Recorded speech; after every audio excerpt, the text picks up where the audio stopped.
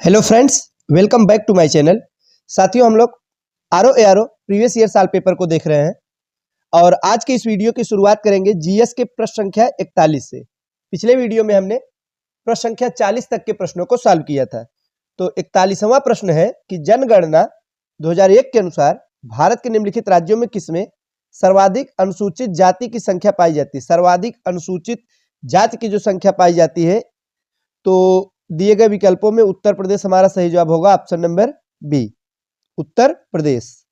Next क्या है, अगला प्रश्न है साथियों, दक्षिण एशिया के निम्नलिखित देशों के प्रतिशत नगरीकरण का निम्नलिखित में से कौन सही अवरोही क्रम है। अवरोही घटते हुए क्रम में हमको अरेंज करना है। तो इसमें सबसे पहले पाकिस्तान होगा, फिर बात की जाए भारत, इसके बाद साथियों बांग्लादेश, अंत में जाके श्रीलंका। तो सही कूट क्या होगा, option number B, option number B. आगे है, निम्नलिखित में कौन सा एक कथन सही नहीं है। तो इन चारों कथनों में जो कथन गलत है वो है ऑप्शन नंबर बी, नगरों को एक निगम की हैसियत राजनीतिक कारणों पर ही दी जाती है, ये गलत है। प्रत्येक राज्य में साथियों नगर पंचायत, नगर पालिका परिषद, नगर निगम का गठन किया जाएगा और नगर पंचायत का गठन उस क्षेत्र के लिए होगा जो ग्रामीण क्षेत्र से नगरीय क्षेत्र में परिवर्तित हो रहा है। आगे क्या है, टीके ओमेन ने नगरीय परिवारों का अंतर बताया है। तो आय के साधन तथा बदलते हुए मूल्यों के प्रतिमान के आधार पे, सही है। सत्ता की संरचना के आधार पे, यह भी सही है। नगरीय सामाजिक वातावरण तथा सामाजिक परिस्थिति के आधार, तीनों सही है। तो सही जवाब होगा ऑप्शन नंबर डी, यानी उपर्युक्त सभी।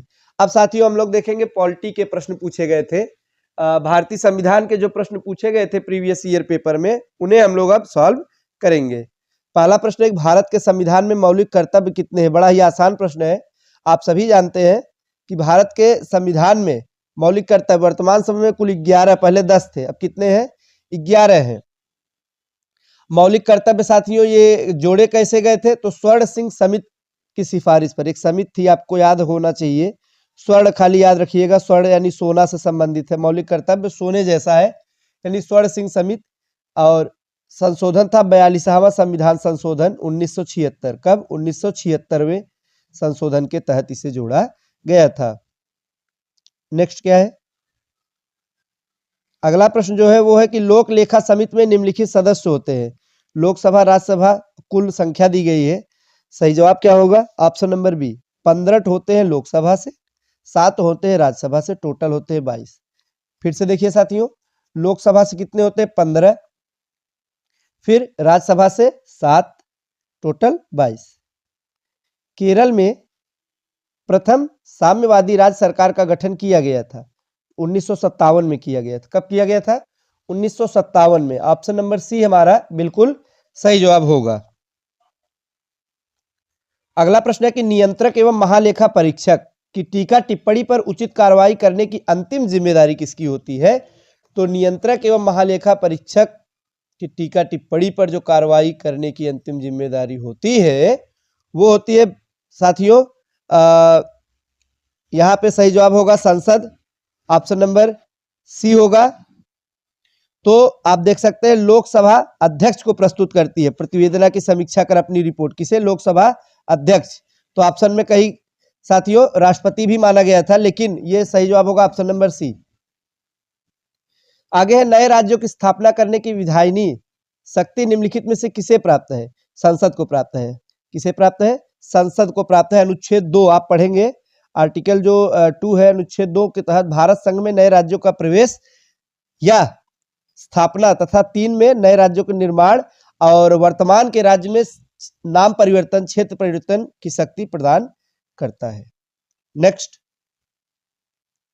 प्रश्न संख्या 50 है कि राज्यसभा को कितने दिनों के अंदर किसी धन विधेयक पर अपनी संस्तुति देनी होती है राज्यसभा को। तो साथियों 14 दिनों में। कितने दिनों में, 14 दिन, यानी 2 सप्ताह। आप लोग ध्यान देंगे, 2 सप्ताह। आगे, यदि किसी राज्य में लोकसभा की कुल 42 सीटें हैं तो उस राज्य में अनुसूचित जातियों के लिए स्थान आरक्षित होंगे, तो कितने होंगे, 7 होंगे। ऑप्शन नंबर सी हमारा सही जवाब होगा, 7। नेक्स्ट है, निम्नलिखित में से कौन एक राज्य की आकस्मिक निधि की स्थापना के लिए उत्तरदायी है? तो किसी राज्य का जो विधानमंडल है तो इस राज्य की आकस्मिक निधि की स्थापना विधानमंडल के द्वारा होता है, उत्तरदायी है। आगे है कि किसी राज्य लोक सेवा आयोग के कार्यों को निम्नलिखित में से किस एक के अनुमोदन से संघ लोक सेवा आयोग को सौंपा जा सकता है? संघ लोक सेवा आयोग यानी यूपीएससी को सौंपा जा सकता है तो राष्ट्रपति के अनुमोदन से, भारत के राष्ट्रपति के अनुमोदन से। ऑप्शन नंबर डी हमारा सही जवाब होगा। प्रश्न संख्या 54 क्या है कि भारत के महान्यायवादी के विषय में निम्नलिखित कथनों पर विचार करें। 4 कथन दिए गए हैं, हमें बताना है कौन सा कथन सही है। पहला है, वह भारत के राष्ट्रपति द्वारा नियुक्त किया जाता है। बिल्कुल सही है। न्यायवादी, महान्यायवादी की स्थापना भारत के राष्ट्रपति द्वारा ही की जाती है। उसमें वही योग्यता होनी चाहिए जो सर्वोच्च न्यायालय के न्यायाधीश में होता है, ये भी सही है, योग्यता सेम वही होनी चाहिए। उसे संसद के किसी भी एक सदन का सदस्य होना चाहिए, ऐसा नहीं है। संसद द्वारा महाभियोग लगाकर उसे हटाया जा सकता है, ये भी गलत है। कौन कौन सा सही है? केवल 1 और 2। तो ऑप्शन नंबर ए हमारा सही जवाब होगा, 1 और 2 हमारा सही होगा। आगे क्या पूछा गया? प्रश्न संख्या 55 अर्थव्यवस्था से किसानों के लिए जो किसान क्रेडिट कार्ड योजना लाई गई थी वो कब लाई गई थी? तो आप जानते हैं किसान क्रेडिट कार्ड केसीसी है, ये 1998 में लाया गया था, 98-99 में। ऑप्शन नंबर ए हमारा सही जवाब होगा। तो ऋण आवश्यकताओं के लिए पर्याप्त ऋण उपलब्ध कराना किसानों को, इसी संबंधित ये लाया गया था। आगे है, निम्नलिखित में कौन सी 2 दाल वाली तिलहनी फसल है? 2 दाल वाली तिलहनी फसल है मूंगफली। ऑप्शन नंबर सी हमारा सही जवाब होगा। पीली या तो पीत क्रांति, ये किससे संबंधित है? पीली क्रांति। तो पीली क्रांति जो है ये तिलहन से संबंधित है, तिलहन उत्पादन से।